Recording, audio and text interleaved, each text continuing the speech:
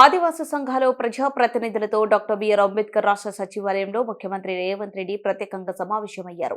మంత్రి ధనసరి సీతక్క, సీఎం సలహాదారు ఎం నరేందర్ రెడ్డి, ఎమ్మెల్యే వెడ్మ బొజ్జు, ప్రభుత్వ ప్రధాన కార్యదర్శి శాంతికుమారితో పాటు ఆదివాసీ సంఘాల నేతలు ఆత్రం సక్కు, గోడం గణేష్, మేస్త్రం మనోహర్, మార్స్ కోల తిరుపతి, టేకం భాస్కర్, జుగున్కా దేవు, సర్మెది, కొడప హన్ను పటేల్, అమృతరావు, మేస్రం మోతీరాం, ఆత్రం సుగుణ సహా పలువురు ప్రతినిధులు ఈ సమావేశానికి హాజరయ్యారు. ఆదివాసుల సమస్యల పరిష్కారానికి ముఖ్యమంత్రి పలు ఆదేశాలిచ్చారు.